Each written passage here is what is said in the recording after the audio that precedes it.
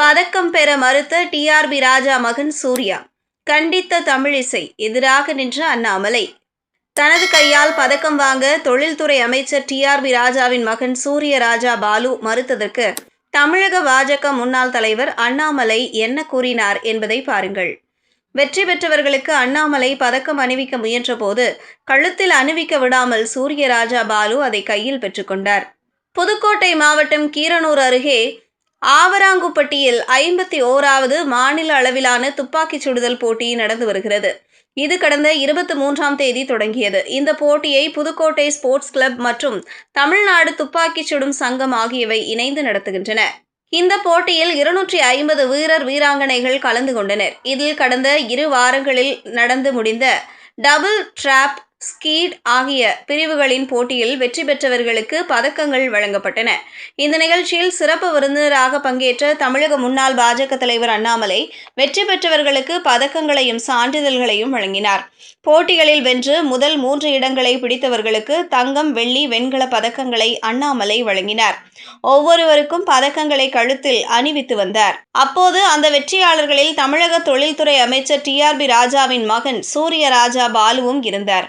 அவரது கழுத்தில் அண்ணாமலை பதக்கத்தை போட முயன்றபோது அதை ஏற்க அவர் மறுத்தார். ஒன்றும் புரியாமல் அண்ணாமலை மீண்டும் போட முயன்றபோதும் கையெடுத்து கும்பிட்ட அவர் அந்த பதக்கத்தை கையில் வாங்கி கொண்டார். இது தொடர்பான வீடியோ வைரலாகி வருகிறது. அண்ணாமலை பதக்கத்தை கழுத்தில் அணிவிக்க முயன்ற போதும் சூரிய ராஜா பாலு சிரித்தபடியே இல்லை இல்லை கையில் கொடுங்கள் என்று கேட்டு வாங்கி கொண்டார். பின்னர் புகைப்படத்திற்கு மட்டும் நின்றதால் பெரும் சலசலப்பு ஏற்பட்டது. இந்த நிலையில் டிஆர்பி ராஜாவின் மகனின் செயலை முன்னாள் ஆளுநர் தமிழிசை சவுந்தரராஜன் கண்டனம் தெரிவித்திருந்தார். இதுகுறித்து அண்ணாமலை கூறுகையில், யார் கையால் பதக்கம் வாங்க வேண்டும் என நினைப்பது அவரவர் விருப்பம். என் கையில் பதக்கம் வாங்க மறுத்துவிட்டார் என்பது முக்கியமில்லை. டிஆர்பி ராஜாவின் மகன் எங்கிருந்தாலும் சிறப்பாக இருக்க வேண்டும். இந்த துறையில் சாதிக்க வேண்டும். பெரிய மனிதனாக வளர வேண்டும் என மனதார வாழ்த்துகிறேன் என அண்ணாமலை தெரிவித்திருந்தார். இதுபோல அண்மையில் நெல்லை மனோன்மணியம் சுந்தரனார் பல்கலைக்கழகத்தில் 32வது பட்டமளிப்பு விழா நடைபெற்றது. இதில் தமிழக ஆளுநர் RN ரவி கலந்து கொண்டு மாணவர்களுக்கு பட்டங்களை வழங்கினார். அப்போது ஜீன் ராஜன் என்ற மாணவி ஆளுநர் ரவியிடம் பட்டம் பெற மறுத்தார்.